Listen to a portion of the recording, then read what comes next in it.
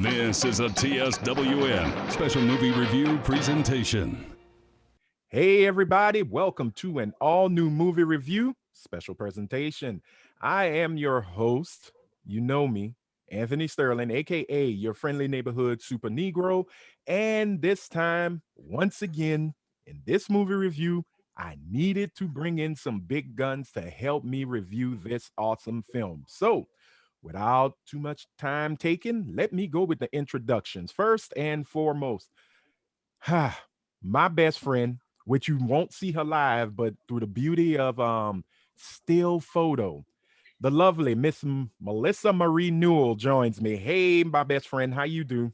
Hey, and how are you all? Hello, good. Why you won't see me is because I literally just came from cutting grass, so I am literally a mess right now. But I It's all wanted to good. do this. That's how important it is to me, how important you are to me. So I'm here. So deal with the voice in that gorgeous ass still photo that y'all are gonna see. Yes, you are Okay. present. Yes. All right, Miss. My presence is a present. Okay, we'll get you a cookie for that accomplishment. We love you, though. I love you, Melissa. You're my friend. You're always gonna be. Next up, poet, mother, and now let's add actor to her resume. Ladies and gentlemen, Miss Ghadir Mkhail. Hello. Hi. Don't worry, everybody. I will put applause and cheers. Want to let everybody know just how special you guys are to me. How's it going? Good, good. How are you? I'm here. I'm here. I got the shirt of shirts on. I'm Yes. ready. I'm Nah, ready. You can't be mad, Melissa. You were supposed to get you one. We were supposed I to have it twinsies. now. Your fault. I And know. I had to help my dad cut grass though. Come on. hey, it's all good. It's all good. But last, certainly not least, last in line, but first in your hearts, ladies and gentlemen, y'all know her because if you watch the last review I did of The Conjuring, The Devil Made Me Do It. She joined me as we pretty much ripped that movie a new a-hole. Ladies and gentlemen, the slightly annoyed mixed chick herself, Miss Britt Williams, joins us again. Woo! Welcome, my friend. How's it going? It's going. Yeah. Woo. Oh, okay. I'm gonna live with that. Yeah, she's living that Cali life, y'all. They always take it All slow. right, So, Cali. yep. Thank Going back you. to Cali. Uh, Mm-mm. You don't know. Yes. Yes, that's LL. That is LL Look, prime LL. that is Okay. prime LL. But look, as much as I No, love the I goat don't. himself, I think Biggie has the better version. That's just my fault. That's just my thing. Cause he's got that, that G funk sound. And he's doing, I'm going back to Cali, Cali. Cali, Cali. Yeah. All Exactly. right. We give it up to the East Coast for the Cali thing. You Yeah. All see? right. Well, Say LL did it so. first, I like Biggie better than LL with his pointy head. So all right, we're gonna go with that. There we go. There we go. It looks like a milk dud. It's It you does. just want to You know take who a else bite. before we jump into this because what we're supposed to be reviewing? That you know what? I don't get the whole Idris thing. That his little head's a little, but anyway, that's another story. We're not gonna fight. Tree. We're not going there. And speaking of, before we get into this review, some sad news. Uh-oh. Um, Sadly, there will be no more Lovecraft Country. Are It you is serious? no, I'm very serious. HBO came like a couple of weeks ago and said that they have decided not to go forth with a second season. The showrunner, Misha Green, the great Misha Green, Mhm. was working on season two, and because she was told they were going to do season two, Mhm. but sadly, you know, networks, corporations, they change their minds just like that, and they're not going to go on with a second season. But here's a little bit of sunshine to go with that goofy gray cloud. Congratulations to Misha Green for getting a multi, I'm gonna say a multi-picture, multi creative deal with Apple, with Apple. the Okay, House of Jobs.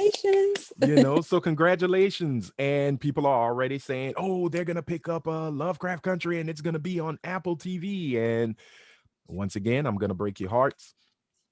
I don't think she owns the rights to Lovecraft Country. I believe that is under HBO and Warner Media. That's what I was saying. That doesn't sound like they would. They would let it go. Brazilians or something, and that's right. not work. But it's okay because guess what? She still got her hustle on. They didn't Oh stop. yeah. I cannot wait to see what she does with the House of Jobs. And by the House of Jobs, I don't mean you can go get employment over there. That just means the Stevens Christ. I'm sorry. Leave you alone, fanboy, and I'm gonna leave you alone. Oh, you know what? Hush up. And one last thing. Leave that alone. One last thing, ladies and gentlemen. Big shout out to the good folks at Funko. No, I did not get this free. This is not a free advertisement, but I just want to say, shout out to Funko for this kick-ass Spike Lee Funko Pop that I got. It's awesome. He's got the love-hate 4-finger rings from Do the Right Thing, and he's wearing his Oscar-winning outfit when he won for the Oscar for script writing. He should have won for directing for Do the Right Thing, as well as Do the Right Thing win the Best Picture. But we're not going to say anything. And the beauty of it is, it's life size. So shout out to Funko for that. You called him tiny. I didn't do that. God did that. My fault. All the palm trees are off the earth now. But anyway, that's God's fault. I didn't make him small. Small in stature, but big in presence. He's a giant presence. There we go. So shout out to Funko. Shout out to Spike Lee. He's got some new things coming on Netflix, and hopefully we can all convene and review that together as friends. Now, it's time for the review of reviews. Ladies and gentlemen, we are going to review. Let me get it up. Boom. Okay, that sounded wrong. We are reviewing Summer of Soul, or When the Revolution Could Not Be Televised, a 2021 documentary / Questlove Jawn. If you don't know what Jawn is, you're not from Philly, you're not cool. Read up. Don't go to Urban Dictionary because they have the wrong definition. This here documentary is all about the legendary 1969 Harlem Cultural Festival, which celebrated African-American music and culture and promoted Black pride and unity. Ladies and gentlemen, this was I'm not in the review yet. This was a festival that was considered forgotten. And why? Well, we're going to tell you why in the review. And we're also going to tell you what we loved about it, what we didn't like about it, and the greatness of this woman. We are not walking away from this review without talking about the greatness of this woman here. If you don't know who she is, Google it, bitch. I have said my piece. Now, ladies and gentlemen, let's get into the review. So I'm just going to open up the table. Whoever wants to go first, take off. Okay. I loved it because, and this is Melissa speaking, because so many of our stories, so much of our art, so many of that is not shown, it's taken away, it's hidden. So here was this gem, because I forgot his name, who had the foresight to tape this. And thank God for Questlove finding it, picking it up, and putting it out there, because it's important. It's important for a lot of reasons. First of all, in my mind, this is a cultural fest. No violence. It's celebrating us, our musicians. It was a call to action. All those great and wonderful things that show that, guess what? When we get together, we can make shit happen. So it was important in that sense.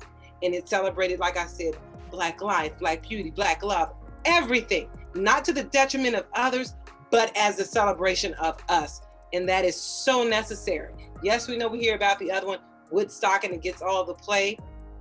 But here we go. Here's this festival. And once again, things in our history wiped out, not mentioned, hidden. And I'm going to be real with it. There's an agenda behind that. I don't think it's by an accident. People knew that this happened. Nobody thought to ask, okay, hey, did you get it on film before now? That's all I'm going to say for right now. This is why we needed you on camera. I needed them facial expressions, and I'm not making light of it, but yeah, I'm just gonna say this little piece. I believe it was, I hope I'm saying her name right. Charlene, no, Charlene Hunter Gulp, in her interview where she said, "We hold these truths self-evident that Black history will be erased and forgotten." And it hit me left because I started to think about it. How many gatherings of Black joy has been documented and then put out for the public to see? And I'm not talking about concerts. I'm not talking about the movies that we're in, or back in the 70s, I hate saying Black exploitation, but the Black films of the 70s which saved Hollywood.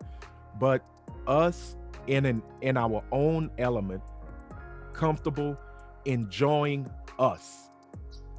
Not many. This, and something's wrong with that. Like, something is truly wrong with that.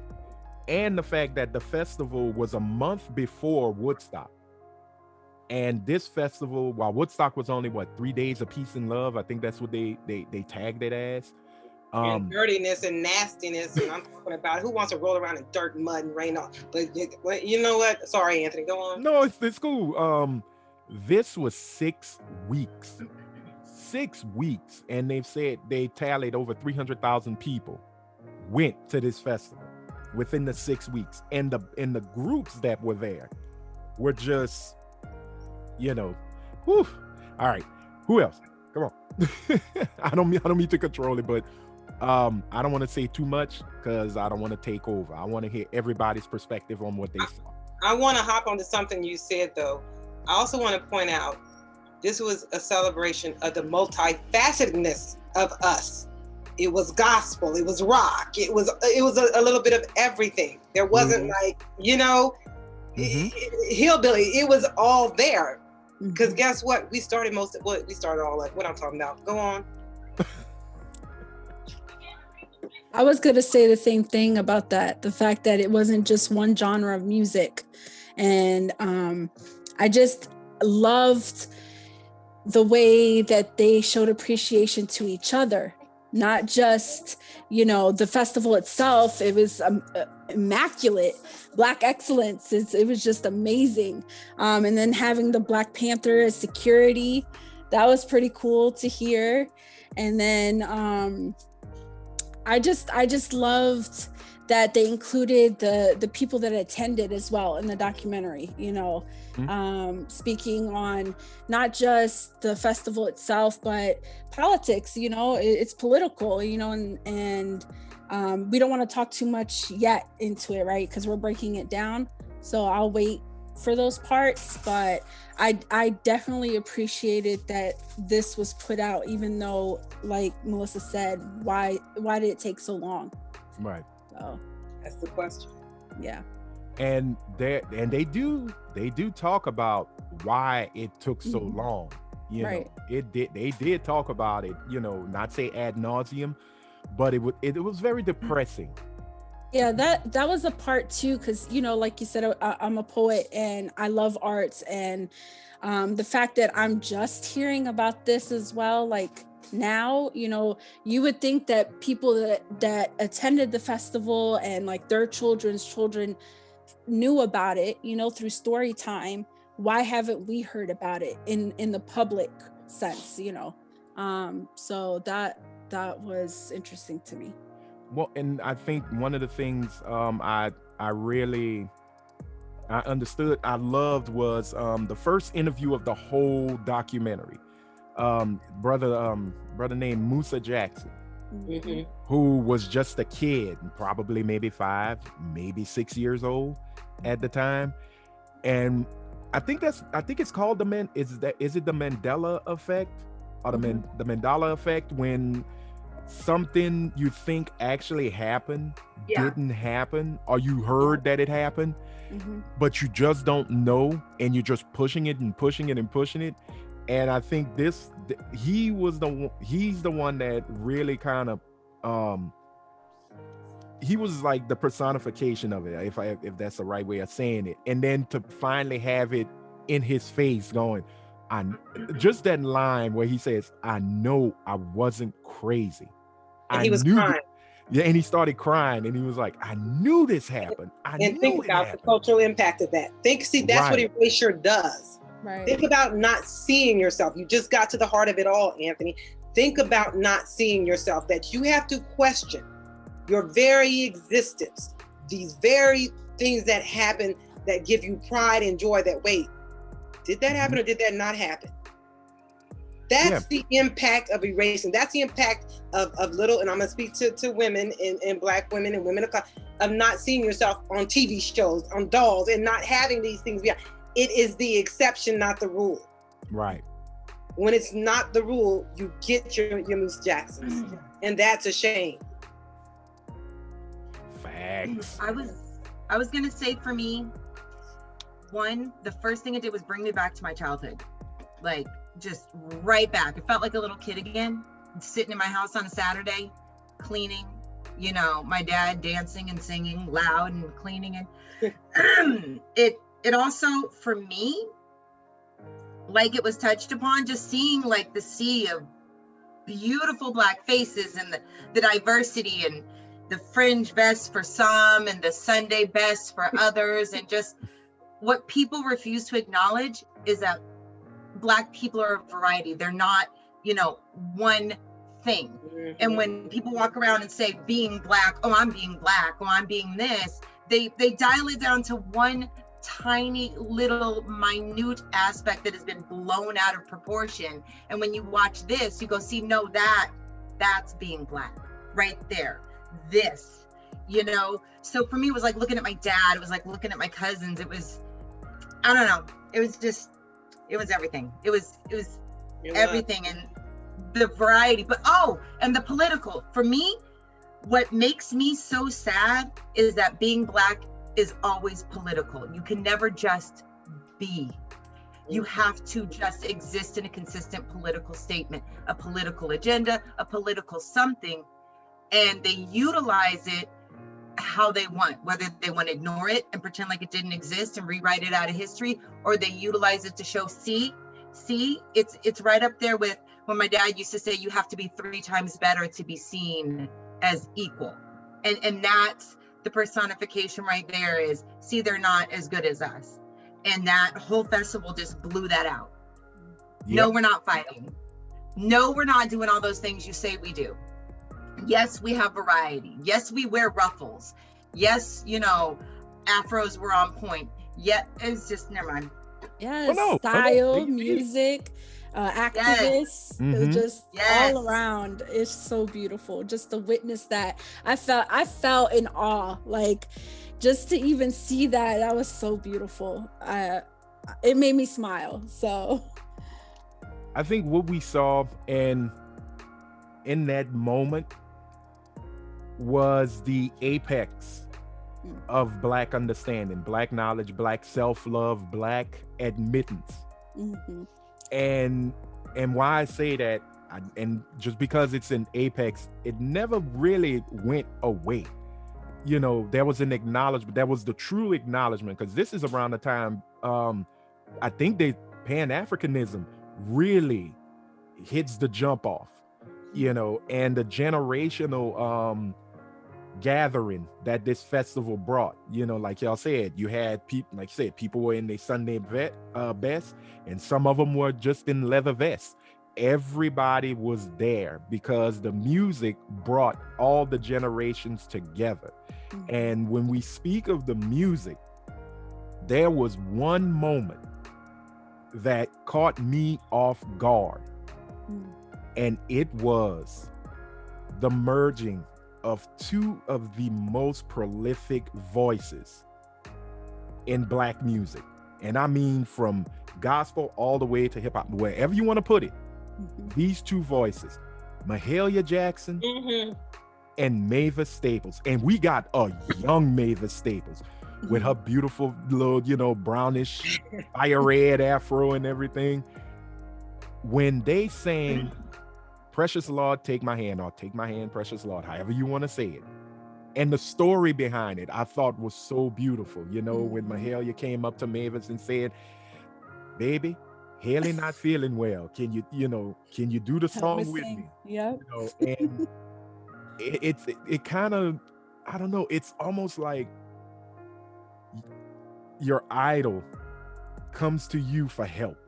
Mhm. When you see someone you love, respect, and admire, it's almost like, even like your parents are saying, "Woo, come help me with this." It's that moment of just merger, like, Yes, nothing else matters. yeah, nothing else matters. I'm gonna sing the fuck out that song. Excuse me, Lord, I know it's gospel, but I'm gonna sing that shit. And I think it was a passing of the torch. And I think that that's a moment that could have only happened between two Black women who've been on that journey, understand intimately those pains, those sorrows, those joys. Yeah. I'm gonna put the joys in there too, because we're not just gonna talk about the low valleys. We're gonna talk about the high valley. Yep. And I said, you know what? That's the passing of the torch right there. But she didn't pass it long, because she took that mic back. And guess what? She gave it right back to her. She gave it right back to her. Finish it up, because she knew. She knew. She gave it right back to her. No, but Mahalia remind me of there's no one that's ever going to catch up to who she was and her legacy. I know folks will say, well, Mavis is there, and Yolanda Adams, and everybody else who sings. BB, well, Cece. Is Cece the woman or BB? I don't remember. One of them whinings, the sister. But when you hear Mahalia Jackson sing, it's a different gospel. It's just different. It's otherworldly. It's I don't know. I think it's like she just unlocks that door. It's not of this world. Yeah, it's almost like, hey, you ain't seen your ancestors, huh? Watch this shit. Click, and they come out, and she becomes possessed. And that was one of the other things, they all talked about, was how the music almost possessed you when it was playing.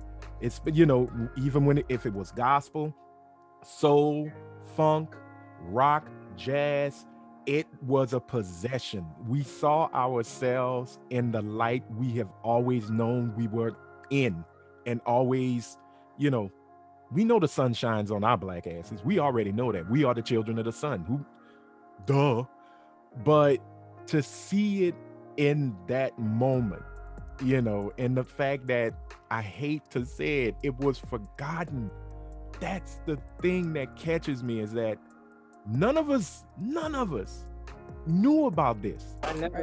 Right. We never knew about it. But I'm no longer surprised. I mean, I am consistently tripping upon things.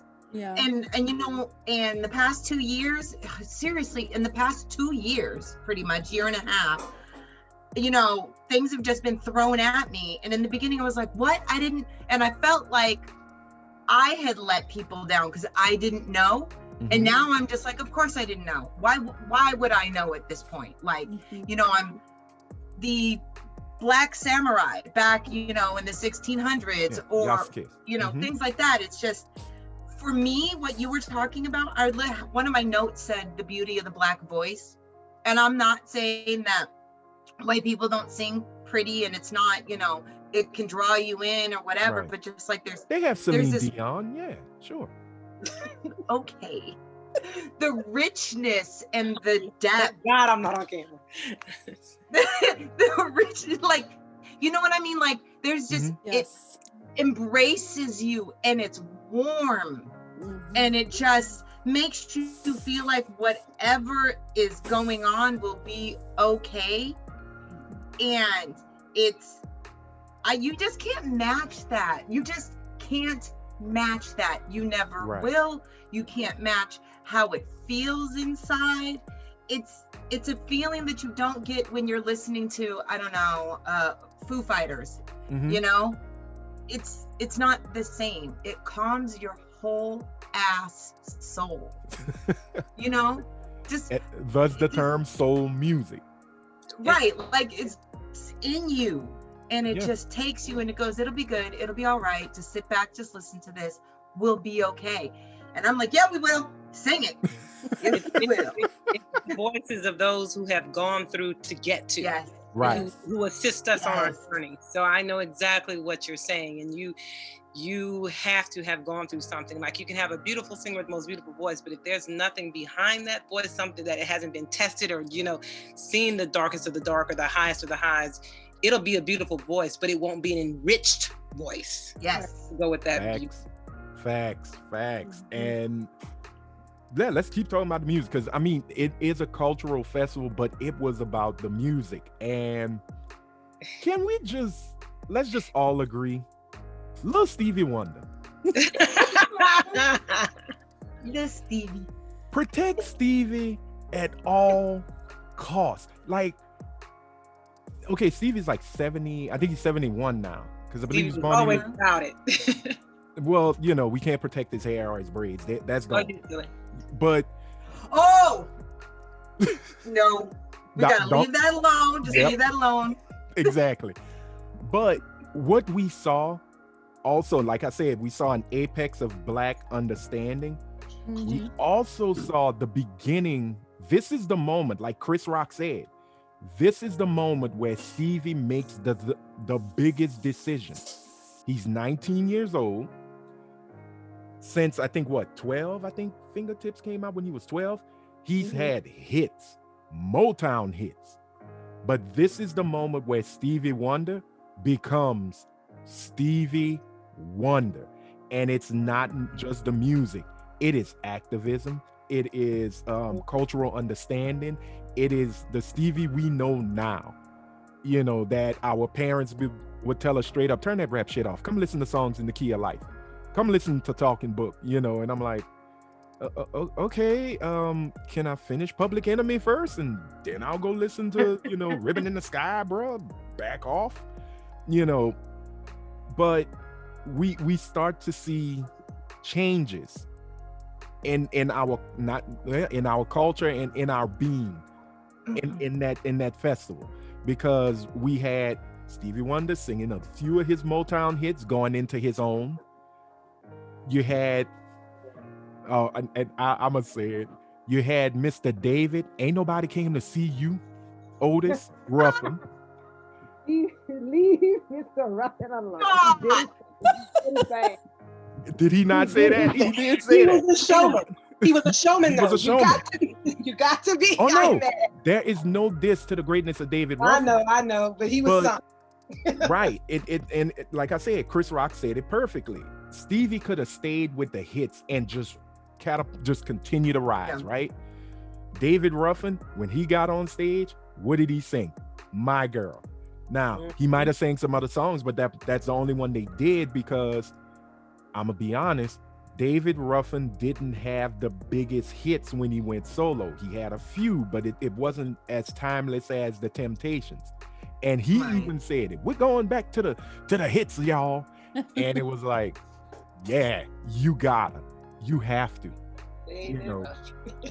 But rest in peace. Yes, rest in peace, David Ruffin. But with Stevie, I always said, when I saw that in his performance, he just went, he was gangbusters.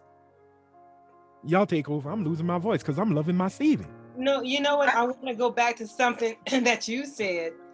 It was understanding in that crowd, but I don't know, because when I watch documentaries, I'm looking, I'll stop, fast forward, rewind, go back. I'm looking for reactions of the people in the crowds, not just the scenes. And I'm gonna tell you something. There were a couple of scenes. You see the ones with the vest. You see the women with the bell bottoms, and you see the Sunday best.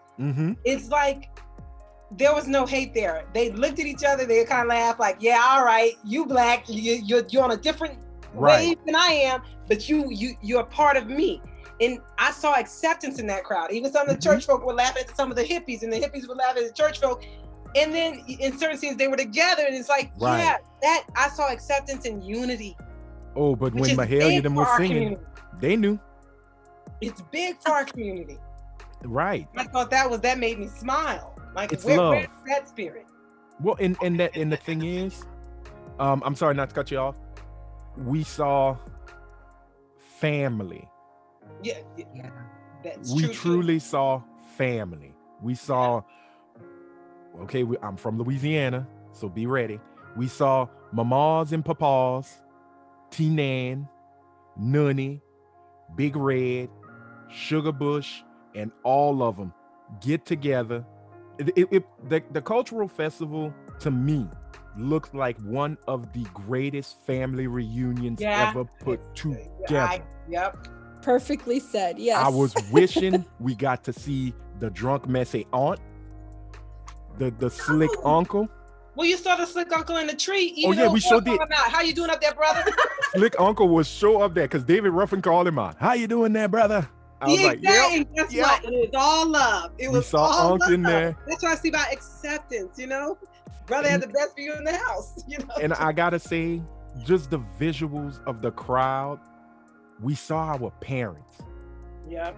You know what I'm saying? We saw our parents at their young, wild, free selves, and we saw our grandparents in their, I'm a damn adult, but hey, David Ruffin coming, I'm going to shake my ass. You know, Gladys Knight is coming, I'm going, you know, have a good time. Sister Mahalia is there, I'm going have a conversation with Jesus. I'm there, you know. And Gladys Knight, can't nobody tell me who touching Gladys. But you know what? Y'all gonna laugh because I'm a fan of musical theater and musicals. Hair, Marilyn McCool was in that group, and the Fifth Age Dimension. of Aquarius. I lost my shit. I'm like, with my non-singing stuff. I'm all there singing along. Yes. Let the me too. Okay, Yeah. sorry. Sunshine. Well, No, because that was the beauty of it. That's the one thing that caught me. When I saw the Fifth Dimension, I was like, the hell the Fifth Dimension doing in Harlem? Y'all gonna sing Aquarius for it? And then, man, our people might riot. And then lo and behold, no. Y'all come on in, come home. It's music, it's us. Cause even Marilyn McCool was saying, she like, even said about that, about how would we be accepted. But guess what? We're some of the most accepting people on this earth. Child, and it's funny, I want to go back to what Britt said. Our very existence is radical and political. Facts. But that cultural festival, we were allowed to just be. Yes. Pain, our joy. That's one of the few instances on film where I saw we're just being. Facts. So true. Yes. And that made me love it even more. And let's give credit where credit is due, because this would not have happened if there was no Tony Lawrence. Oh yeah. Props to you, brother Tony Lawrence, for this, because like everybody they interviewed, from people who were producers and stagehands to this festival, how the hell you gonna get all these people here? And in Harlem, you know, Tony was the original guy. hustler. The original hustler. Don't tell us we can't do nothing. No, because I just love how they said it. I love the little details. I'm sorry. Go ahead. I'm sorry. Okay. No. Go ahead. I'll go after you. I was just gonna say I love the little details. I'm just looking at my notes when I'm like looking this way. The little details that they mentioned backstage and like how, you know, what they did, like when I forgot the name, but when he brought his wallet back to him and he got invited to the hair show. Oh, Billy, that was Billy Davis Jr., who is still married to Marilyn McCool after all these years. Now that's black love for your ass. Ain't no love grander. But yeah, that's how, if you don't know who the Fifth Degree is, if you're our age, just go ask your parents. Or not, GOOGLE is your friend. They were a 5-part harmony group, consists of Marilyn McCool, Billy Davis, husband and wife. I don't remember the other members because that other sister that was in there. I know Musa had a crush on Marilyn, but I always did love that other sister. Because she had that operatic voice. Marilyn was very soft and soulful, like she can carry a tune, but this sister sounded like Marian Anderson when she sang. And Billy Davis was the gospel, so he would always bring in the gospel licks and things of that nature. But yeah, that's how Aquarius came to be. You know, hey, left my wallet. Dude invited me to a show. It's hair. But and I love the guitar. $5? Yeah. Really? Guitars were cheap. Now go try and buy a guitar with $5. Right. Or You can- rent it, and it's so expensive. You can't get a toy guitar at the Family Dollar for $5. It's $10.99. I've priced it. My nephew cries for one every day. It's I not know. cheap. I was gonna say a couple things. One, so my friend, he's a rapper in Seattle, and his biggest complaint is how like Lil Nas X and how rappers dress today. And so when I was looking, I was like, I called him and I said, I just want to let you know, if you haven't watched, you need to see all the ruffles, all the bows, the sparkles, tight pants, all the leather, all the tight ass pants. Don't tell me, because that we are showmen. That is what we are. We are showmen. We are ourselves. We are authentic. We do not just boil it down to make you happy. Right. Everything we do, from hair to shoes to, I was raised that it's all of it. It's your shoes, it's your socks, it's your hair. It's everything is a presentation. It's showing who you are. And so when I saw that, I was just like, yeah, I was so happy. And two, the fact that we run the gamut as far as music and taste, because I'll be honest, I wasn't raised in a home with church. My father went to church. He's from Texas. That was his life. And so when he moved away, he kind of went the opposite direction. But for me, between Mahalia, there was Sly, and the Family Stone. Right, like that was my church growing up. Like my dad put that on, Stevie, when Age of Aquarius, just like Melissa said, I jumped up. I'm singing like a fool, I'm dancing, because that is what I remember. These are, and it's just all those moments. Sunshine. And I feel like, and it will never happen, I'm just gonna throw it out there, I feel like this should be mandatory in every fucking school. Mandatory to show exactly what we have all pointed out. No one is fighting. There are no guns. No one's stabbing each other. No one's pushing each other. We're all of us in who we are, different, completely opposite, just there. Yes. But they won't show that shit. They don't even want to do critical race theory. But we know why. The agenda has always been upset. Well, but baby, let me tell you something. Truth comes out. Babylon is falling. It's falling. That's what we're dealing with. It has fallen. Yep. Don't stay down. Well, I don't care how hard a lie or hate dies. Truth and love will reign supreme.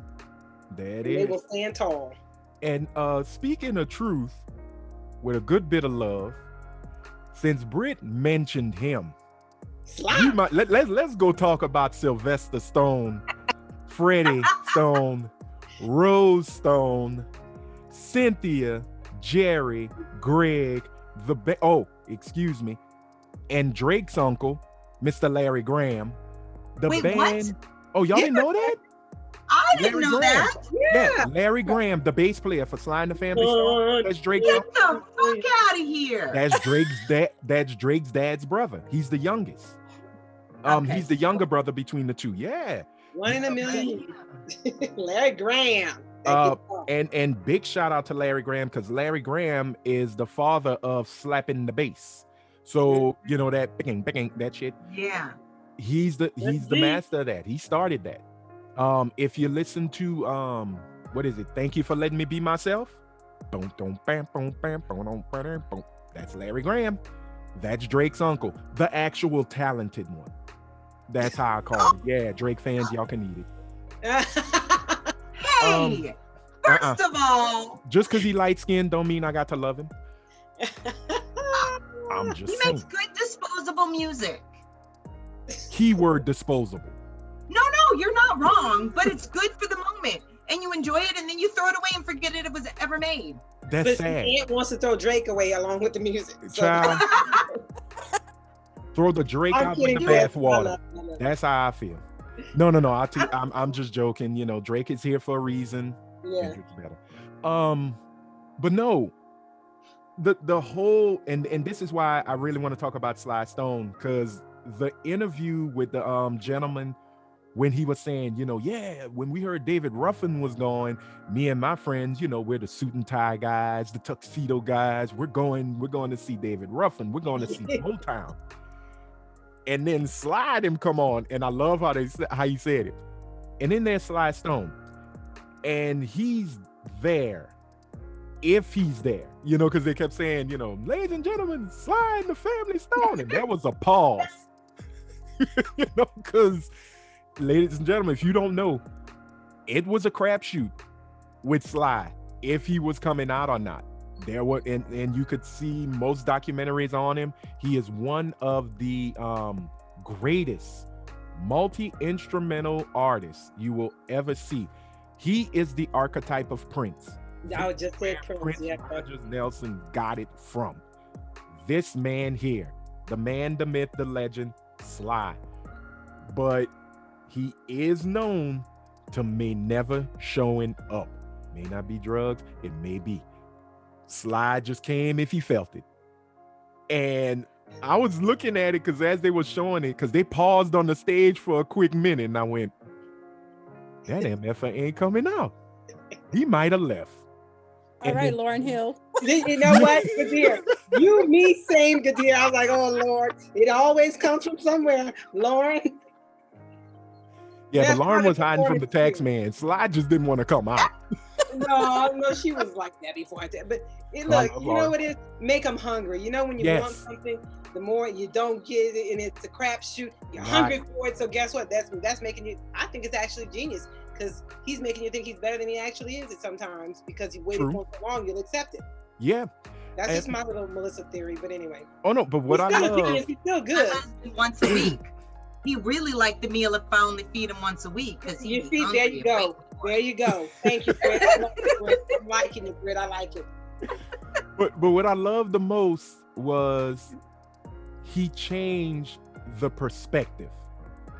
Because when you listen to the interview of the gentleman saying, we suit and tie guys, man, we don't come in here to hear no funk and soul, no funk and rock, because he is the archetype of the funkadelic that George Clinton nurtured and birthed. But he is the precursor. And what I love is when he says, yeah, if Sly comes out, and then Sly came out, and the shock of, wait, they have women in this group, and they're playing instruments. Rose, his sister, was a keyboardist. Oh man, Cynthia, one of the baddest ass horn players ever to touch that goddamn instrument.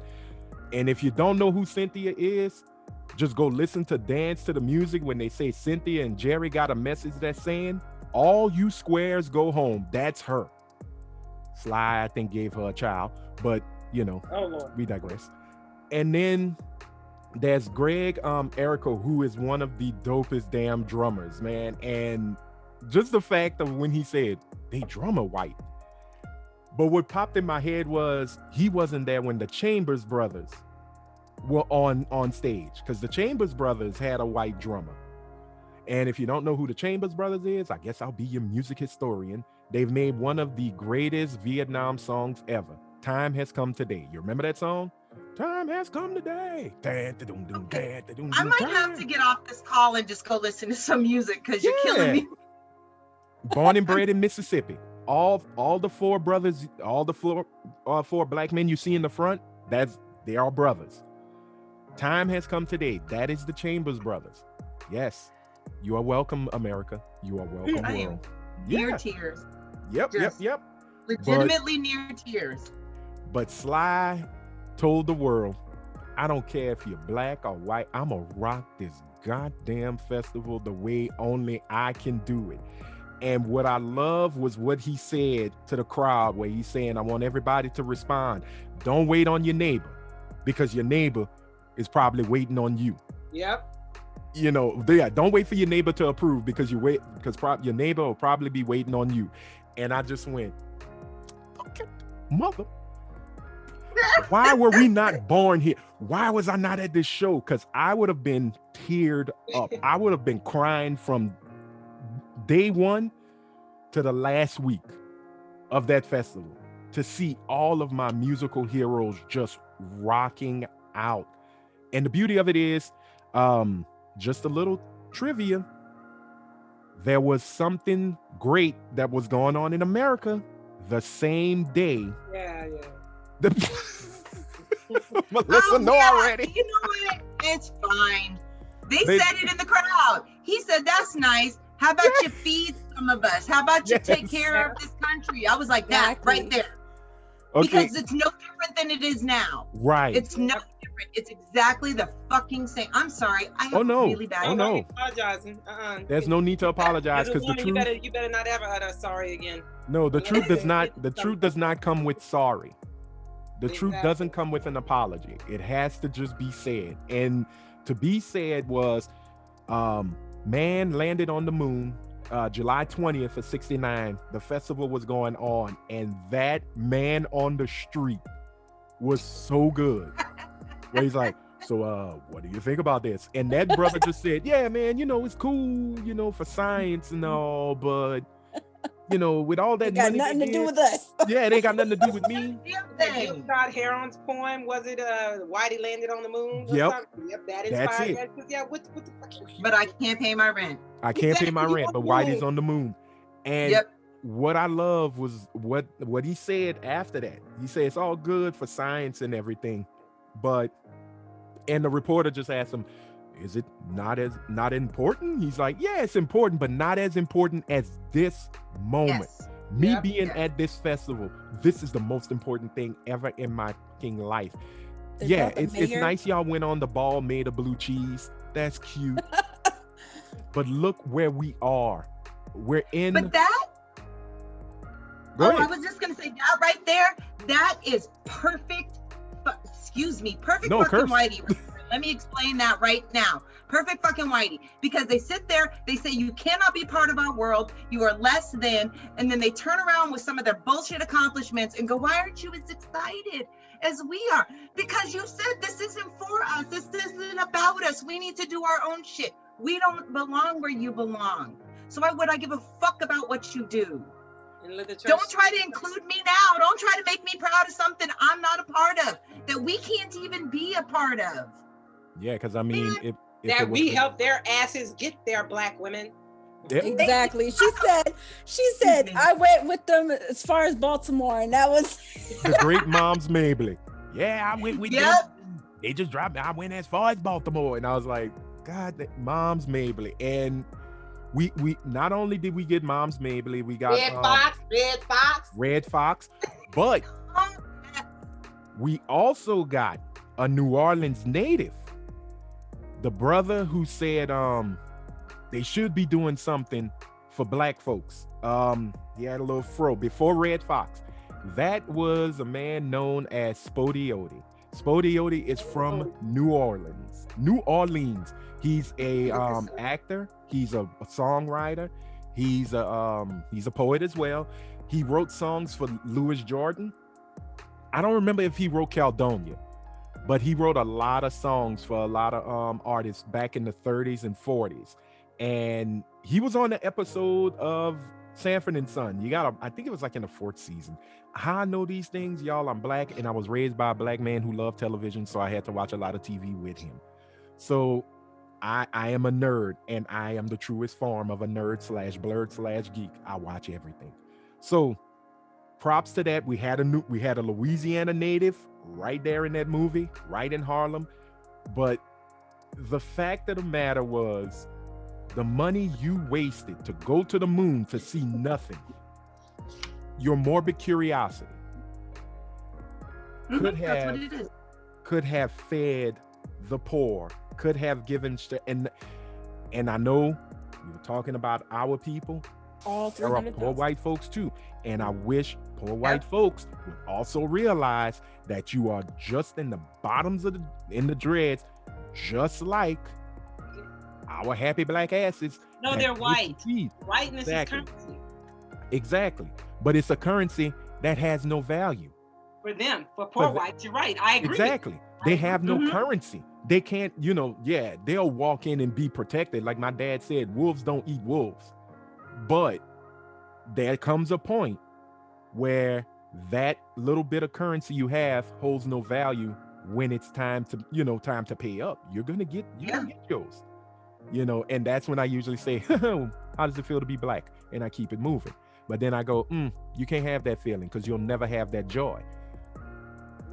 So that moment is one of the best parts of it, because they showed this is what's going on when this festival is in full swing. We have the greatness of science, moon landing, but we also have the greatness of people, black folks. And then we learn about the diaspora, the Puerto Ricans, the Cubans, the Dominicans. Shout out to Mongo Santa Maria. That's my boy. That pop. Yeah. Ray Barreto. Like, all this greatness, y'all have to understand. Yes, I know people will say, well, yeah, we're Puerto Rican, de Teano. No. You got a little taste. But when them ships started dropping them blackens, there was more flavor to it. You got all okra. In the wrist. There All you in go. the wrist. All in the wrist. It's the fingers in the wrist. You got okra in your mofongo. So just look, you got black grandmothers in your closet. Respect it. Just respect it and love it. And I loved how they talked to that sister. I can't remember her name, but she was like, I lived in the barrio. I was in East Harlem, which, she was just breaking it down. Spanish Harlem, it wasn't just Latinos there. There were Jamaicans, there were black folks, there were, Dominicans and Caribbean. It was a melting pot. East Spanish Harlem is basically what New York claims to be, the melting pot of America. That's it. But it all comes back to the great continent. You always got to look back, and it was a beautiful moment, because when they started showing them brothers with the dashikis and the leather vests with no shirt on, looking like they were extras in the Warriors. The women, the sisters with the froze and the bell bottoms and the I can't remember the wraps. They had the African wraps on in the hair and all of that. And I just looked at it and I said, damn, that is black beauty, just in your face, unapologetic. And another thing that was unapologetic, the young Reverend Jesse Damn Jackson. Oh, I was waiting to get there. Yeah, I needed to get there because I remember you and me talked about him. And Melissa, I want you to take it, because all I'm going to say about Jesse Jackson, what we see in the 80s up till now is a caricature of a great man. And it's not a diss. Thank you. Yes. It's not a diss. You really wanted to see Jesse Jackson? You gotta look into the 60s when he was young, when he had just got with Martin Luther King and with Dr. King, and Dr. King is the elder trying to tell this young man how to move, and Jesse was a radical, and Jesse didn't hold back, and Jesse, yes, he rhymed, we get it, but when he spoke, it meant, like, it hit hard, especially when, and this is my last point, especially when he said, we are not European. Let me stop there. Stop trying to be like him. When he said, we are not European, we are not African, we are a new people. We are black. We are beautiful. And I just sat there and I went, son of a bitch, I never thought of it like that. Because we cling so hard. We're like, we're from Africa. But we also need to know that we are this new breed of people.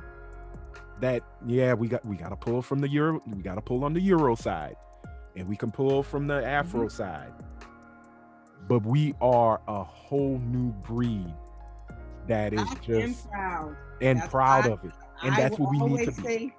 Africa's an ancestral home, but I have had black people get upset with me. I'm no more African than I am European. Point blank. I'm a black American.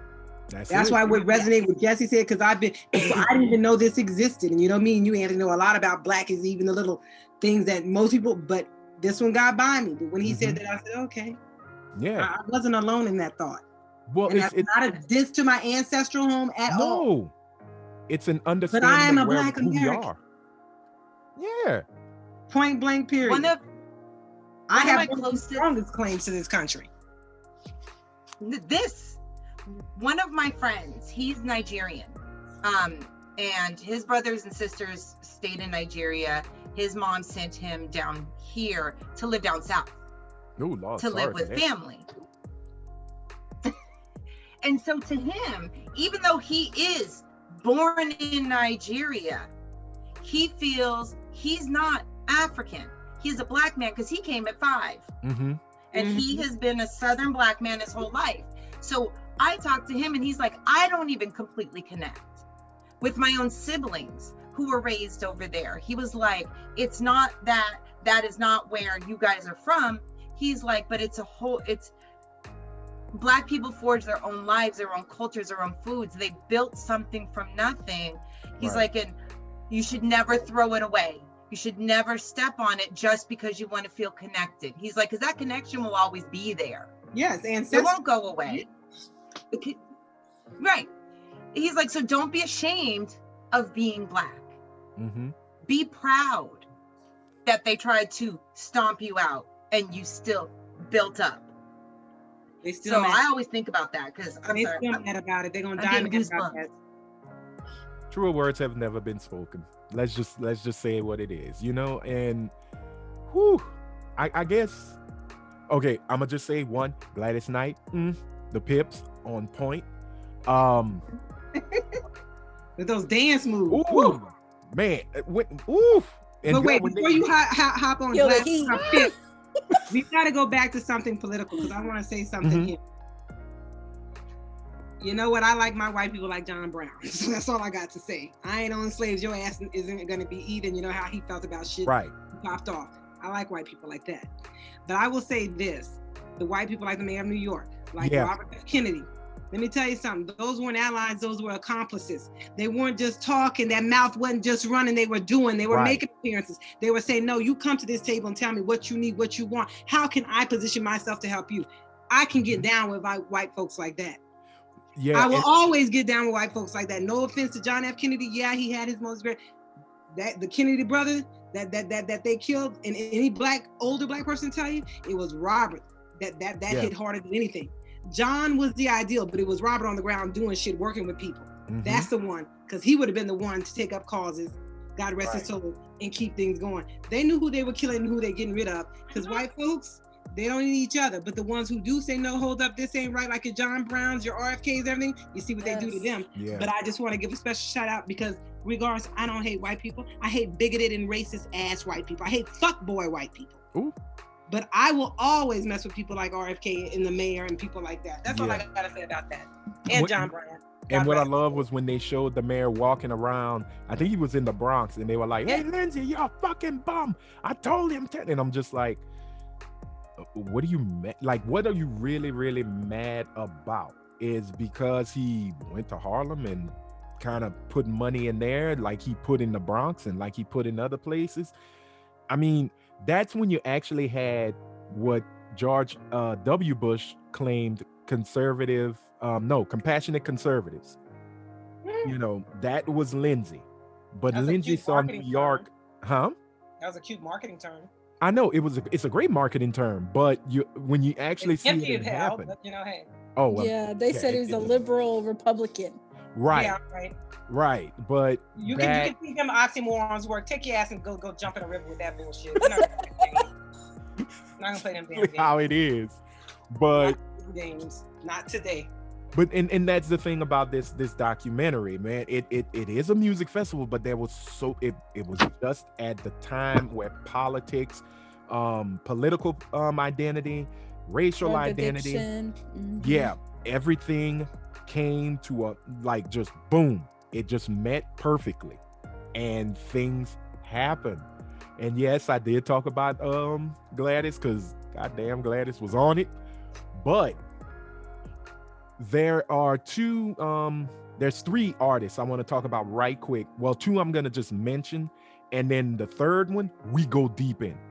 And I know you know. And yes, this is a movie review, but it is turning into a discussion. This is roundtable, so just bear with us. Sonny Sharrock, great jazz guitarist, the jazz world over with I think it was called Black Woman. If you have any kind of music service, go and listen to his music. Yes, it's jarring, it hits hard, there's a lot of wailing and moaning, but if you really listen to it, you're gonna see why. And the second, which is two people, Max Roach and Abby Lincoln. And let me tell y'all something about Sister Abby Lincoln. That is a woman that will crush your soul if you ever came to her sideways. She will slap you straight. This woman did not hold back. She walked away from entertainment for activism. She was a jazz artist.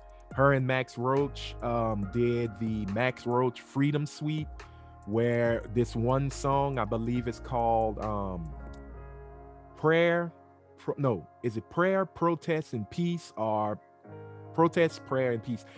It's just these three songs, and it's just her wailing and screaming and yelling, and then there is peace, and then she screams and yells again, but it is so crazy. And when you listen to her in her interview, when she's talking about the I guess it's the job of Black women, or the false perception of the job of the Black woman, and she just runs it home like, quite frankly, yeah, you bring home the bacon, I'm the one that cooks it, but I bring home the bacon as well. You can cook, and that's cool. But this is like, it's almost like she was just saying straight up, homemaking don't happen during war.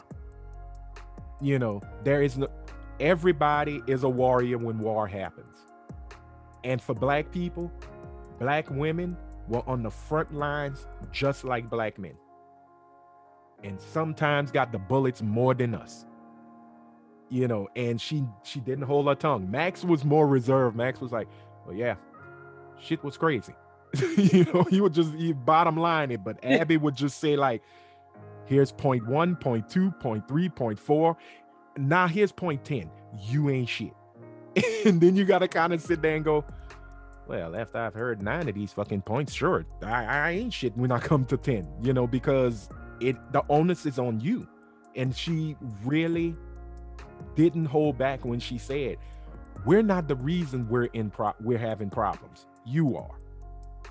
We can actually exist and be great people and do great things, but it is you who can't stand it.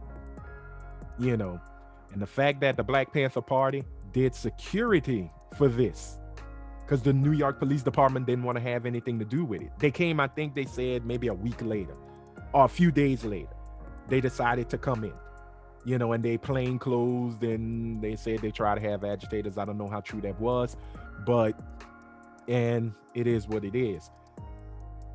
But just those two artists, man, if y'all can go, and that's my recommendation, go ahead, try and find their music. You can find it on all streaming services.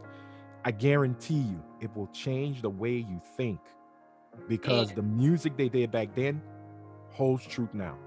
And I just want to be careful here, because I do like Abby Lincoln too, but let me say, because I hate to say this, I hate this damn term, but a problematic fave, because she very much would be against transgenders and everything else. So I just want to make it clear to everyone who may come across this, I am for all my people, queer, Black folks, transgender Black folks.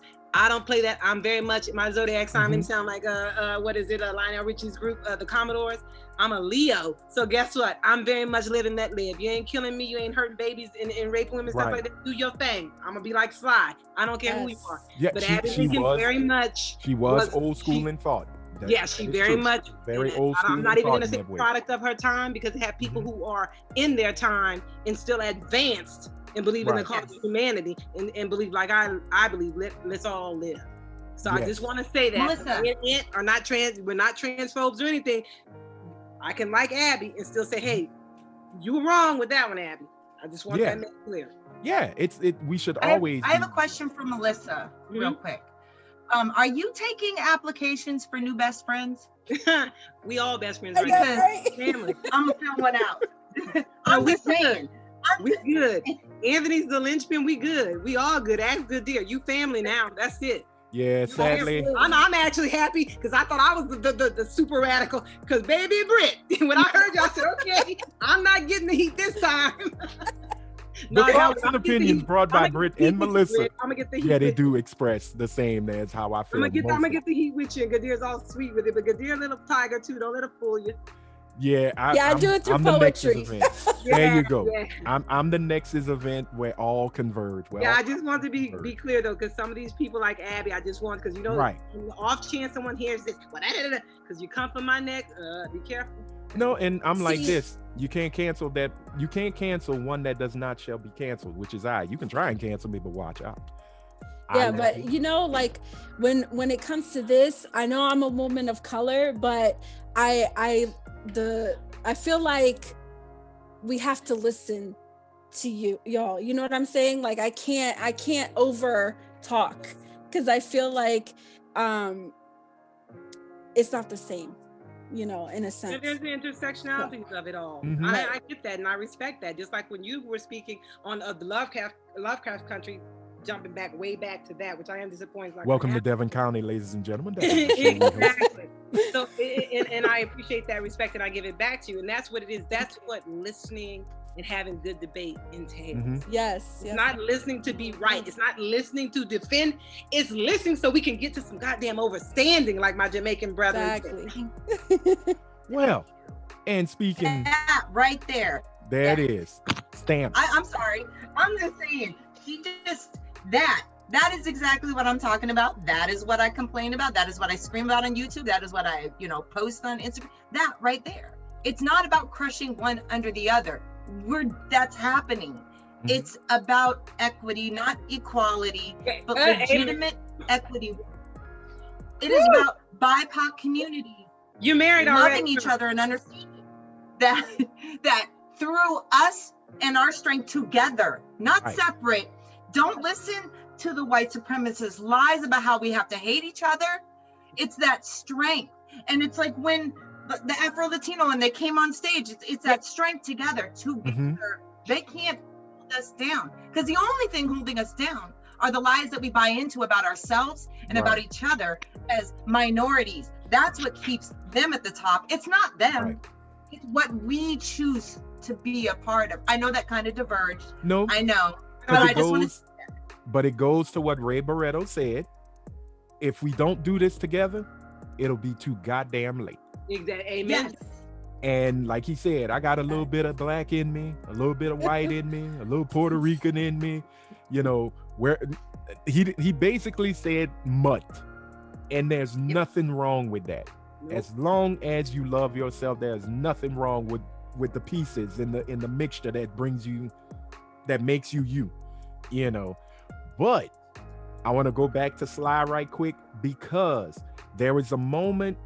No, you know what? I'm gonna come back with. I'm gonna go to Sly after we speak about what I think is the nexus moment of this whole documentary. Mm. And ladies and gentlemen, she is right here on my chest, on my shirt. The high priestess of soul, Miss Nina Simone, and I'm gonna say it right now.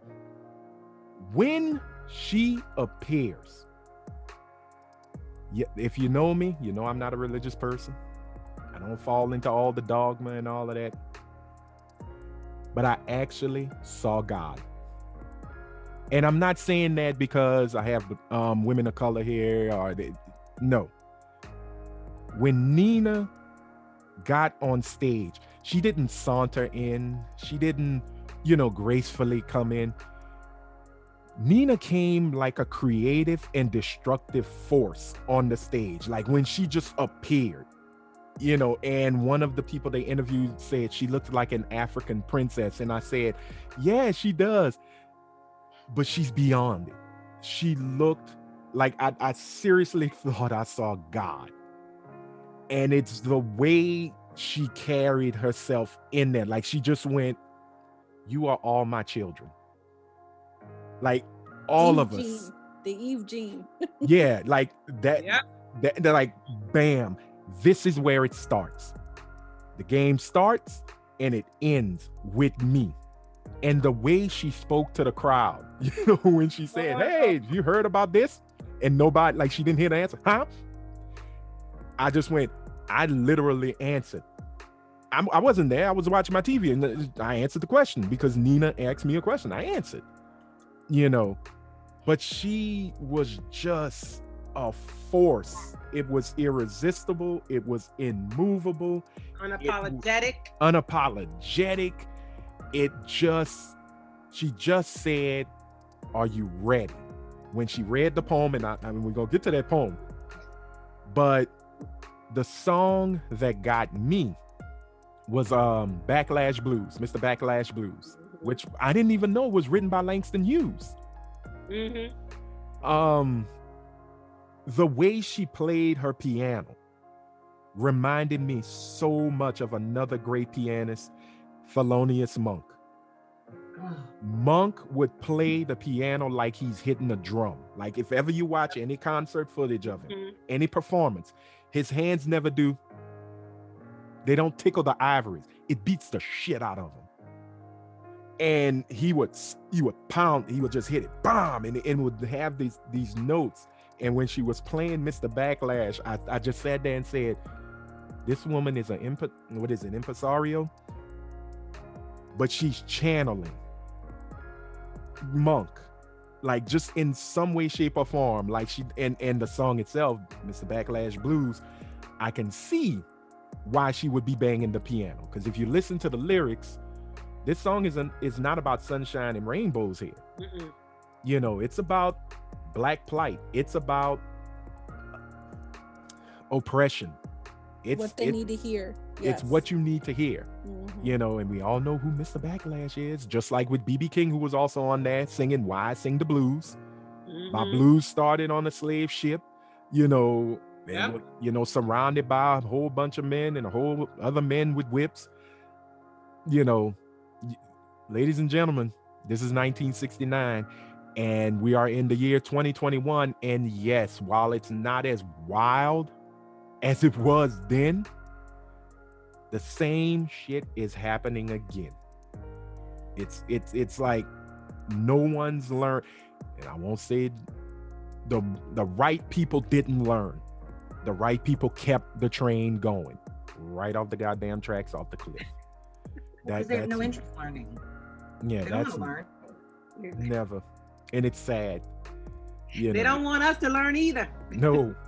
Well, no, but I just thought Nina, she just did it. Like she encapsulated that whole festival at that moment. Like everything the festival was trying to, succeeded in doing. Thank you. She was like, okay, this is the crown jewel. This is the reason Tony Lawrence said, I want all my people in Harlem to gather to see who we are. And yes, was it to quell the drama that happened? Now let's keep in mind, it's a full year after King is killed. Yep. And America is burning. Right. Yep. This is a full, basically a full year since Detroit, New York, where else? Wherever there was, I hate to say it, wherever we were, there was a blaze. It went up in a blaze. Yeah. So I thought, just seeing her in her greatness, letting folks know I'm not with the shits, and her just, when she read the poem, Are You Ready? By David Nelson, I believe. Am I right or am I wrong? Is it David Nelson? Are you ready? Hold on, I'm gonna check. Yeah, are you ready? Are you ready? Yep, I'm right. Yeah, I'm good. So good to be right. And I remember getting in touch with you, Melissa, because I said, "Girl, you better go watch this. You gotta watch this, because your goddess, she's telling us something." And I remember telling you on the phone, I said, if Nina was around today and she read this poem at a Black Lives Matter rally, they'd bomb us again. The world is burning.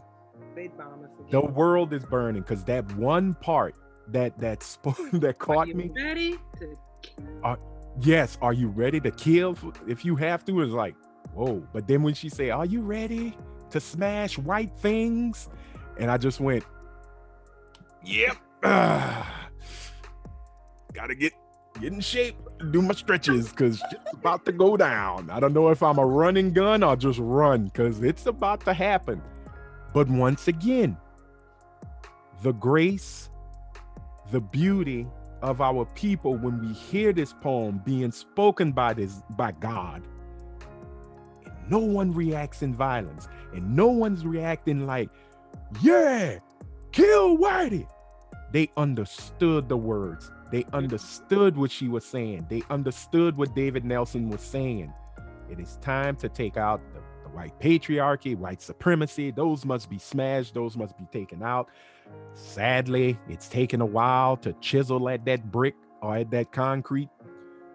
But some way, somehow, it's going to happen. And So you know what she says in there, Anthony, though, but listen to what she says too. Because white people have a tendency when, oh, are you ready? They're gonna take it and bastardize it. But she said, are you ready to smash white things? Are you ready to build black things? Right. But I like the smash. I'm sorry. No, but I'm just saying, caught me. I was like, because she's telling you, look, you got to destroy, but you got to create. Yes. You got to transcend the destroy through your creations. See, that's what she's saying. So you know how I feel about Nina. I just got to represent my God. No, as you should. But that is why I said I saw God on stage. I know. The creator, the destroyer, the life bringer, the life taker. Take it how you want. But that was me. Y'all take over because I can talk about that moment ad nauseum. I could talk about Jesse Jackson telling the story of, the last moments of King, which got me sick to my damn stomach. Yeah. 63 years ago? Yeah. No, 53 years? Yeah, something like that. 53 years ago since Dr. King was assassinated. Murdered. I know. I like to say murdered. I know assassinated. Right. Hairs, but murdered. So it was just. But isn't that what assassination is? Pretty much. But murdered. Murder. Yeah, no, that's has what I'm more saying. blood in it. Yeah. We need to say what it really is. Yeah. When they say, underage prostitute, no, child. Assassination. Exactly. Right. Let's call assassination what it is, murder. Exactly. Murder. Yeah. Murder by white folks. Stop them keywords, Tyrion. Just call it what it is. Right. But truth sets you free. Yeah, but this whole documentary was beautiful. And I know we gave a lot of love to Mr. Tony Lawrence, but we also got to show a shout out and some love to Hal Tulchin. I think I hope I'm that's saying what his name right. Hal was the man that got all the equipment, got all the camera people, got all the film, and filmed every moment of this amazing festival. What I love was when he was explaining, like, oh yeah, you remember, like, when we looked at it, I had to look around. We didn't have lights, so I said we got to shoot from the west. The stage has to point due west. We got to use the sun. Like, this man knew what he had, because Tony Lawrence had the gift of gab, and Maxwell House. Shout out to Maxwell House. Everybody's grandma used to drink it around here along with community coffee. Shout out to Maxwell House for being a sponsor for this. Yes, ladies and gentlemen, major corporations really did understand the power of the black dollar. They knew. And weren't afraid to support. That's the other thing. You can understand the power, and you can go into a community and you can sell your wares. But the proof is in the pudding. When it comes time, they step forward and say, well, now we're going to put you on camera and let everyone know that you are down for what we're doing. And Maxwell House said, bring it. And there are still corporations to this day who will be like, look, and not because it's the cool thing right now, to support the Black community or the LGBTQ community, is there are just corporations from day one have been like, look, If we lose your money, we lose your money. And that's Right. that gives me Respect like right there. butterflies. The performative corporations of today, because all it was performative. And let's not talk about, you know, we talk about you need your builders, you need your architects, you need your people who bear witness and know to do the right thing in the gravity of the moment. That's your house. Thank God for that man. But you know what you also need? Think about it. You need your creatives, you need your singers, but you also need people at those boards, those ad agencies, those marketing people. And guess what? They're all still lily white. And let's talk about how Jim Crow is alive and well in corporate America. And Jim Crow is still very much alive and well in these United States. Other than corporate America, it adapted, but in corporate America, it's still in its true form. Think about that. Oh, Jim Crow is still in its truest and most purest form in corporate America. Yes. So these performative corporations, when they're talking about we're going to hire this, we're going to do that, I just sat back and laughed. And they just had a study that came out and said, guess what? Let me give you the cliff notes. They were full of fucking shit. Oh, well. They haven't done a damn thing. No, you don't want to lose no one wants to lose profit. No corporation wants to lose profit. So what do? Guess what? A new day is on the horizon. Yes. We're gonna start doing just that. These are the last gasps. Indeed. Let me use hair again. What was that song in there? A Dying Nation? The last gasp of a dying nation. Shout out to Galt McDermott. We will be rebirthed into who we are. Yes. And who we want to be. Because this shit is for the birds. Bye-bye. Yeah, Bye-bye. you hear a lot of corporations now they don't have employees anymore. They don't want to show up. Nope. Yeah. Let's start businesses. Let's go. Revolution is here, baby. Yeah. See, like I said, this is a movie review, but we have truly turned it into a roundtable discussion. And guess what? I ain't apologizing. But what does art do but provoke? Good art should provoke thought, discussion. Yes. And that's what this documentary did. Because once again, it takes one of our forgotten stories to show the world, listen to Black people. Yes. Just listen. Mainly Black women. Take that time out. Open your ears and listen. Don't hear. Hear is just to know, there's audio. Listen, decipher, break down, understand. What happened, what was being said in 1969 rings true in 2021, ladies and gentlemen. Think about that. Okay? So, at this point of the review, and once again, thank y'all, thank my friends who have joined. We're not ending just yet, but at this point of the review, I want to ask, or let's give our feelings on it. Do you recommend Summer of Soul to everyone, for everyone to watch? Now, Britt, I remember you said that should be required viewing, but at the same time, those are school kids. Fuck them kids. I love kids though. I love children. I'm talking about folks our age who, there are some of us who just don't care and don't want to know. So, Britt, do you recommend Summer of Soul? Honestly, Hulu, 1 should never take it off. 2, it should be, this will never happen. But the minute you turn your Hulu on, you can't turn your Hulu off, and it's the only thing you can watch if you want to watch anything else. You got to get your ass through Summer of Soul, and then you have to answer a quiz, and you have to write an essay, and then you can continue and your TV can turn. I like the way you think, Britt. Yes. So that knowledge seep through. Girl, them American Horror Story children gonna come at your doorstep, not mine. But you know something though?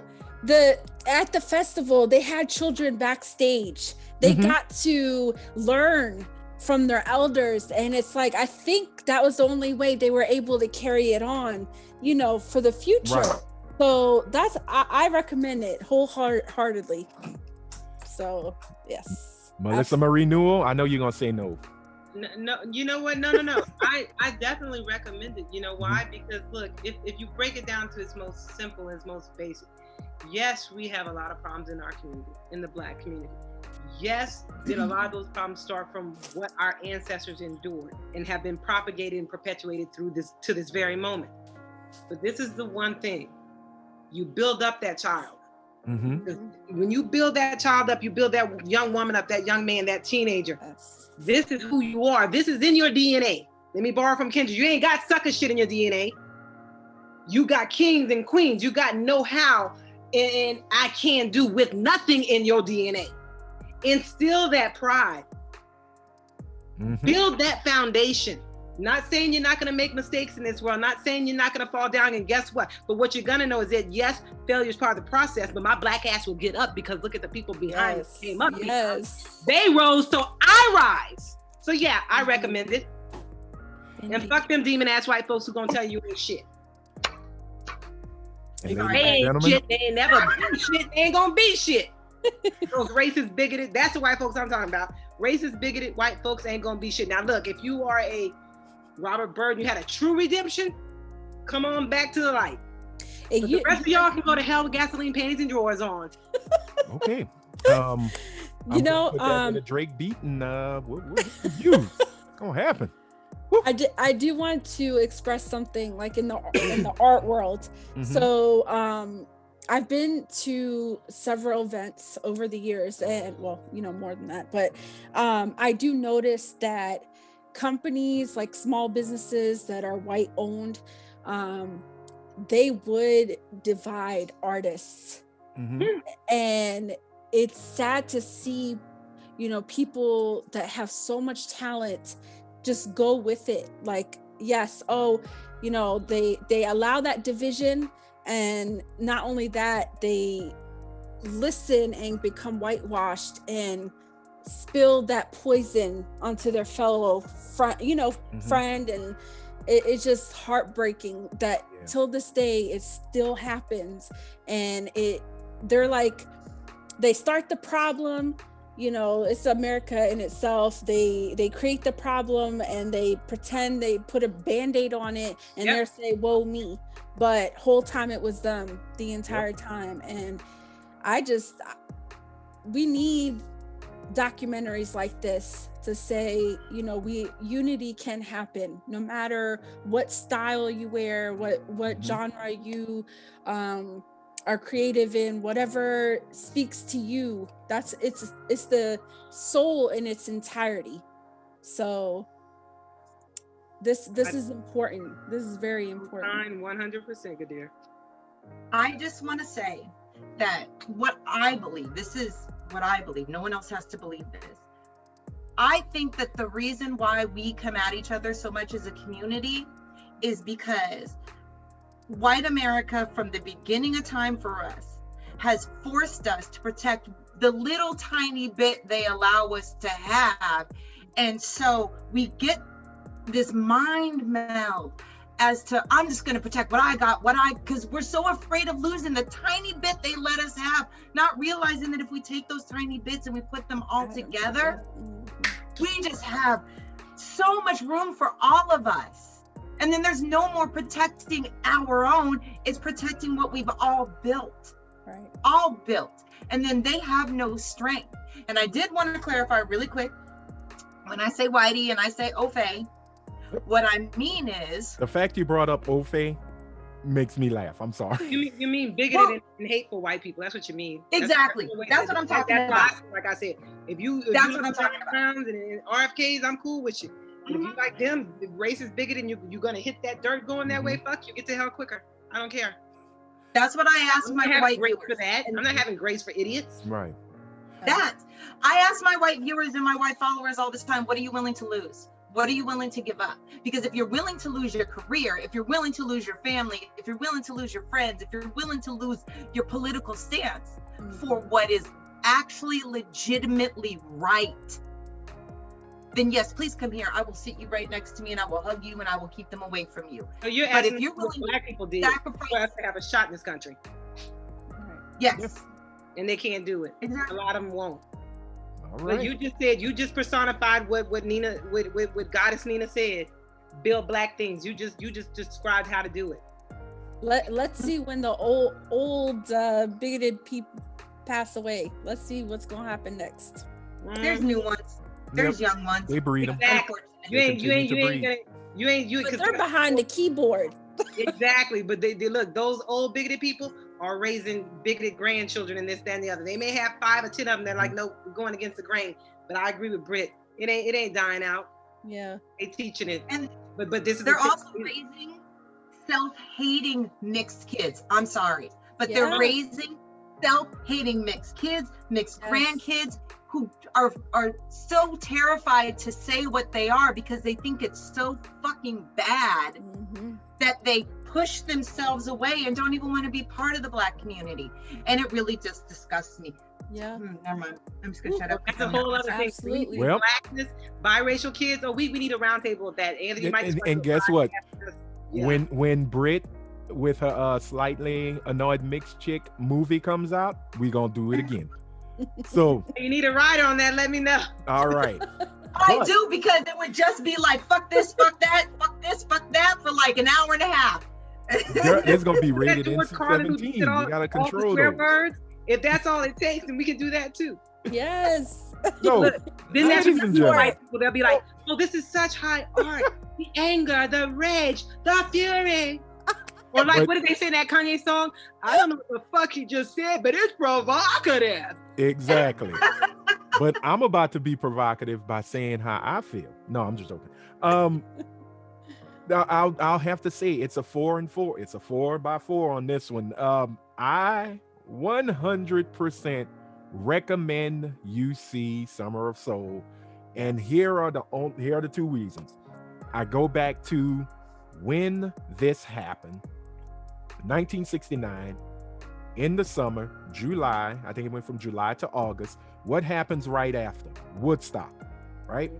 Hal Tulchin he's got canisters and canisters of film footage, 6 weeks of just amazing performances, visuals of beautiful people, beautiful Black folks, beautiful Puerto Ricans. They had a couple of little sprinkles of white folks in there as well. Yeah, You know they were going. In the We Jeers everywhere, find they the family everywhere. stone. But he could not sell this to save his soul. He even tried to call it the Black Woodstock. And the thing is, and I think he disserviced himself and what he shot, because it was nothing close to what Woodstock was. And that is not saying that Woodstock is the ultimate music festival. No way, shape, or form. No, Smoking Grooves was.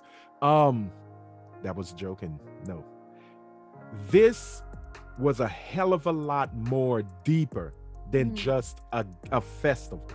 Right. You know, what we saw was the becoming of us as Black people, and even the becoming of us as people of color, wanting our respect, wanting acknowledgement, not asking for it. We're fucking taking it. And if you don't like it, that's your problem. Right. And then second part, performances. One in particular, Sly and the Family Stone. And here's why, because I go back to Woodstock. He ends his performance the same way he ended his performance in Woodstock, playing higher. Wanna take it higher. And to see, now, if you watch the Woodstock performance, it's a very powerful performance, because he's performing at night and there's no lights. So it looks like he's singing into the ether, like into just pure darkness. And when he says, "Want to take you higher," and they repeat it, they hit the spotlights, right? And it's just boom, this sea of people. Well, here, the sun is out, the guns are out, and I'm not talking about guns. I'm talking about brothers with them sleeveless shirts and all of that. And you see just this sea of Blackness, throwing their fists up, throwing their hands up, screaming higher, just going with it.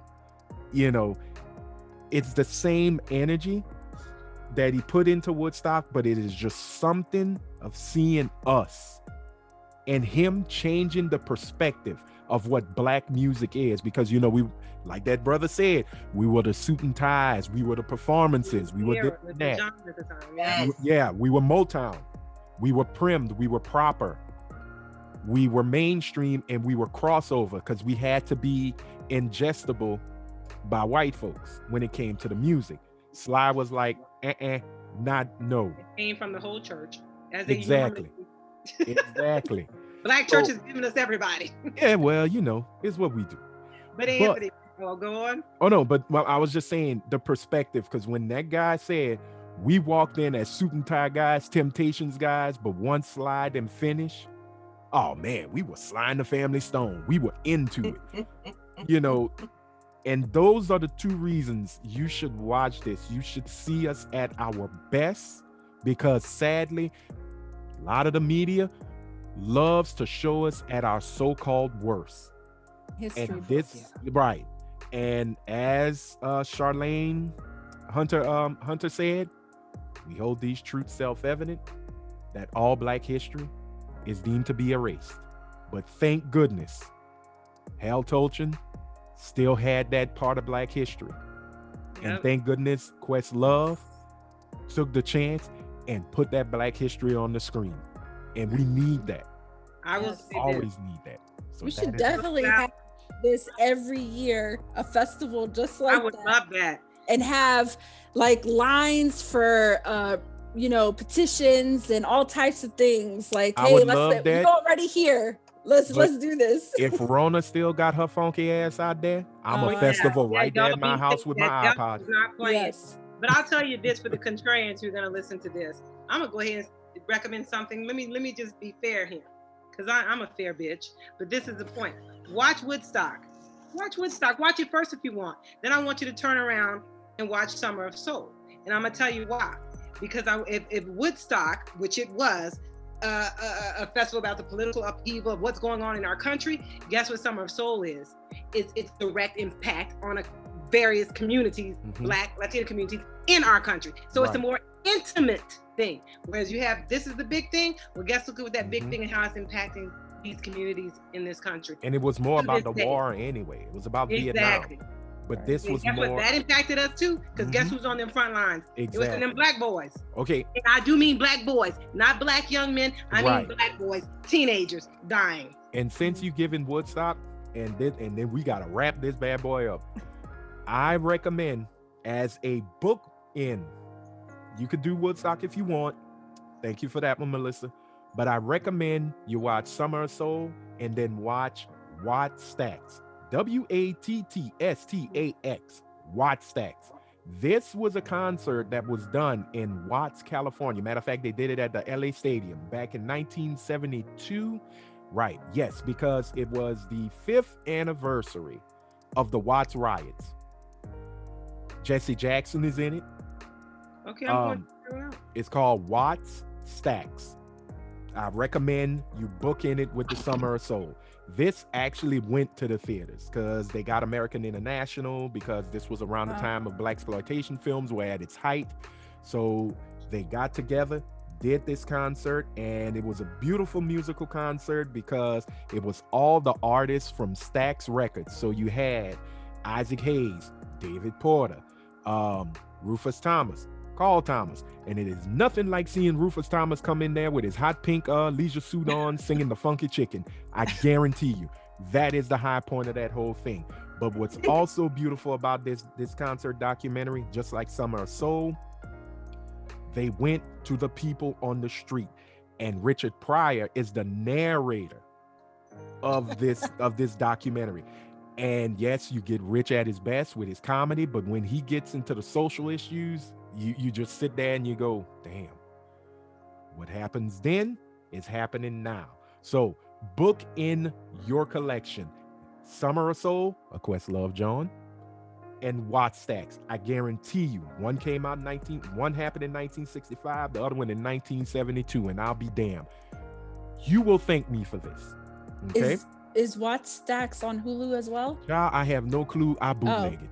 Oh, okay.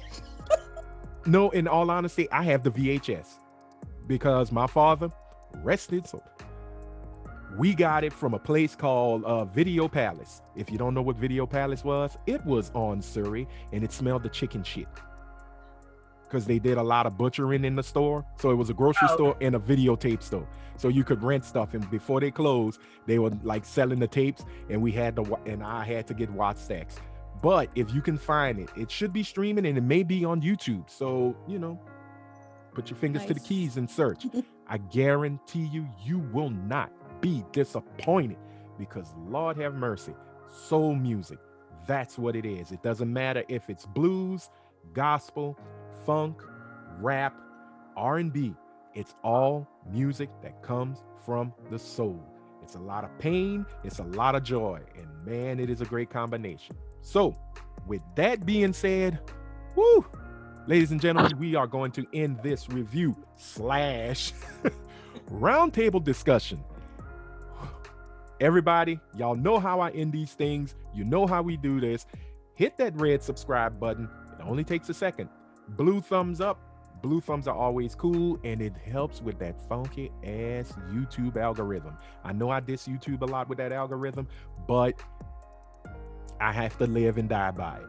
And hit the bell and turn the notifications to all so you'll be notified when we drop another movie review, Geek Table Talk, which a new one should be up as we speak. And I have some more movie reviews coming, and don't you worry, these ladies are coming back.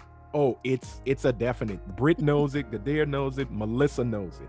So to you ladies, I say thank you. Thank you.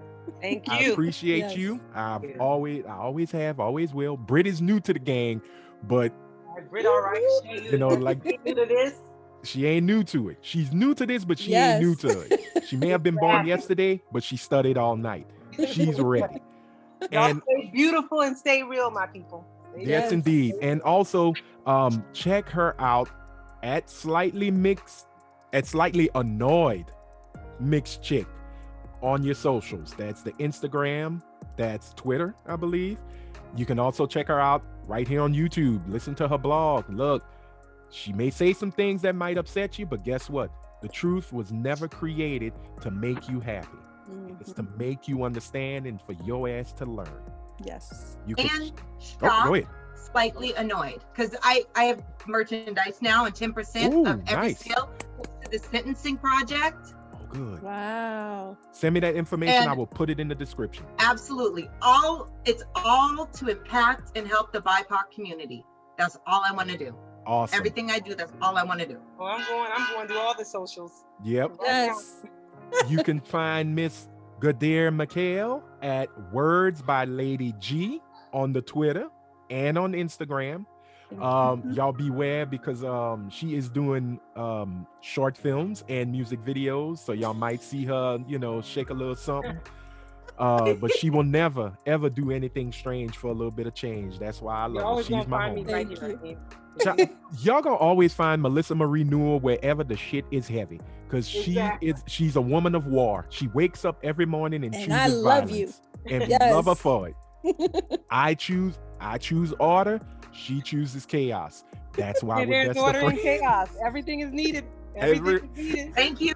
We are the Mm-hmm. true yin and yang of blackness. I am man, she is woman. I like order, she likes chaos. But we do choose violence on, I think, every other day. When it's right. When it's right. When There When you it's go. right.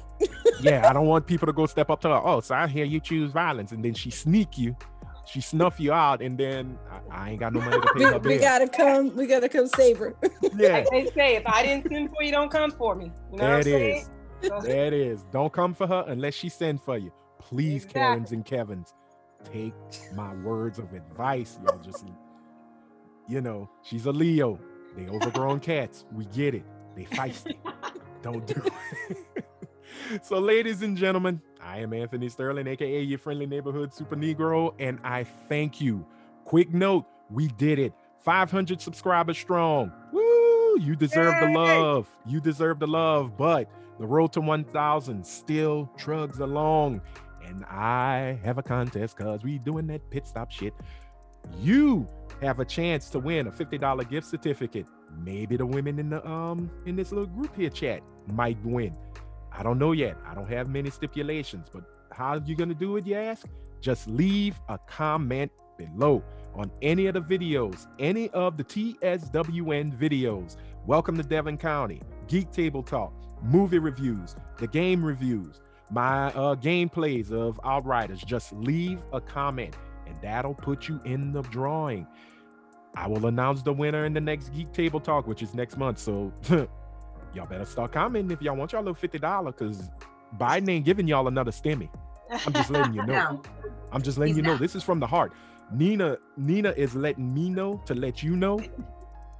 Don't be looking for another stimulus check. Look how she's looking at us. And she look I don't play.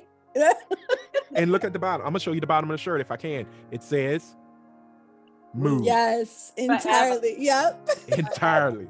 So, ladies and gentlemen, you know the drill.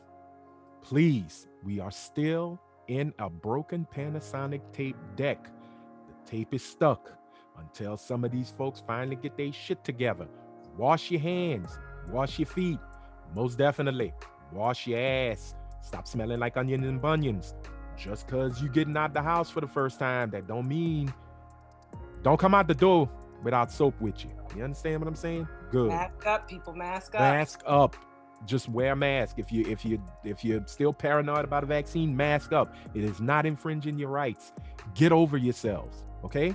Because this Delta variant is killing motherfuckers like Sylvie killed he who remains in Loki. Spoiler. So please take care of yourselves. Take care of each other. We, as well as me, will see you next time. Love y'all. Bye. Love y'all.